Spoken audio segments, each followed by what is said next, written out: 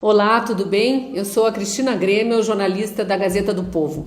Lembram da discussão sobre prisão após condenação em segunda instância?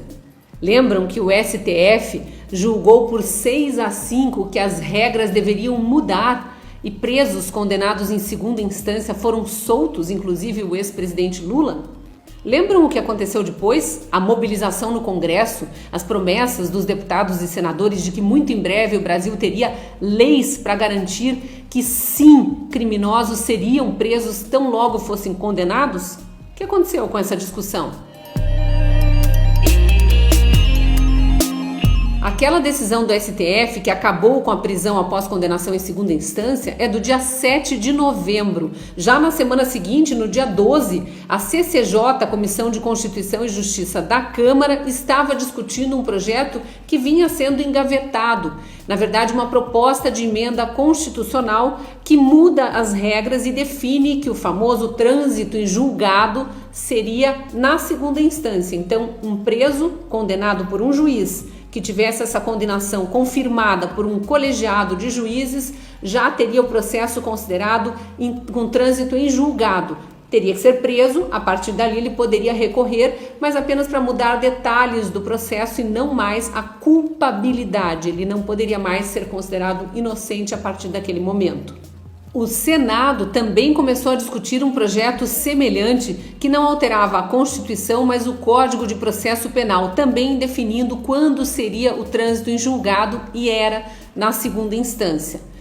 A sociedade pressionou pelas redes sociais, o eleitor cobrou, a imprensa fez levantamento de opinião dos deputados e senadores e naquela época, ali pela metade de novembro, a posição que a gente tinha, inclusive publicada aqui na Gazeta do Povo, era que 51 dos 81 senadores e 290 dos 513 deputados naquele momento já eram favoráveis à prisão de condenados em segunda instância. Então já havia maioria para a votação dos projetos. Só que os presidentes da Câmara e do Senado não colocaram os projetos em votação, vieram as festas de fim de ano, depois o recesso parlamentar. No início de fevereiro isso poderia ter sido colocado em pauta e não foi. Veio o carnaval, a pandemia de coronavírus. As sessões começaram a ser virtuais, muitas outras urgências entraram na frente e ninguém mais discutiu a prisão em segunda instância.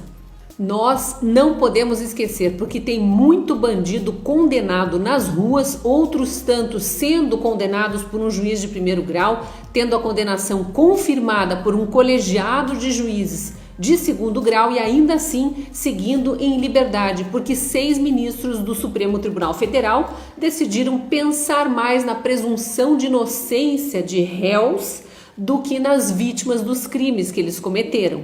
Nós não podemos esquecer que deputados e senadores que em novembro pareciam tão preocupados em legislar sobre essa questão, simplesmente elegeram outras prioridades e deixaram essa de lado.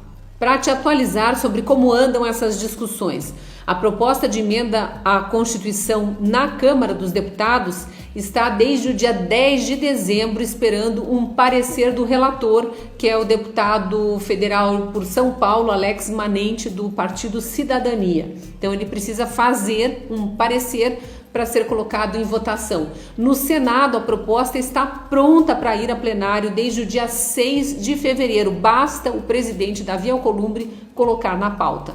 É sempre bom lembrar como outros países lidam com essa questão. Países considerados os berços dos direitos humanos, como França e Estados Unidos, garantem a presunção de inocência a acusados de crimes, mas também garantem a prisão após a primeira condenação. Um juiz analisou as provas e condenou aquela pessoa pelo crime de que ela é acusada, ela já vai presa. Outra lembrança importante é o que o Toffoli, presidente do STF, disse no dia daquela votação, no dia em que, aliás, o voto dele, Dias Toffoli, definiu a questão, porque estava empatado em 5-5 e ele deu o 6º voto a favor da soltura de pessoas que já tinham sido condenadas em 2 instâncias, dizendo que a prisão em segunda instância não valia mais no Brasil. Naquele dia, ele falou que o Congresso precisava legislar sobre isso e que quando houvesse uma definição, talvez mudando a lei, o STF voltaria atrás nessa decisão.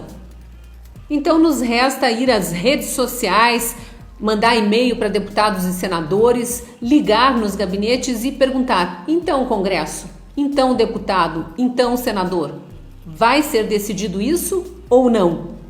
Para não dizer que a gente não pode fazer nada além de reclamar, tem enquetes abertas no site do Senado e no site da Câmara. A última vez que eu olhei lá no site do Senado, a prisão em segunda instância tinha 1.200 votos, sendo que 1.100 pessoas votaram pela prisão após condenação em segunda instância e apenas 70 pessoas eram contra. Deixe o seu voto lá no site do Senado. No site da Câmara a enquete é um pouquinho diferente, a gente diz se é totalmente a favor, totalmente contra, parcialmente a favor ou contra ou indeciso.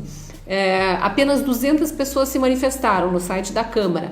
79% disseram concordar totalmente com a proposta que garante prisão após condenação em segunda instância, 15% disseram discordar totalmente, 4% concordam em parte e só 1% concordam ou discordam em parte. E tem 1% de indecisos também. Vá lá, deixe sua opinião, cutuque os deputados, os senadores do seu estado, peça respostas. Não deixe que eles pensem que você esqueceu desse assunto.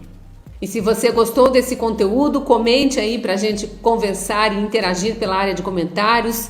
Curta e compartilhe para mais gente ter acesso também. Te espero no próximo vídeo.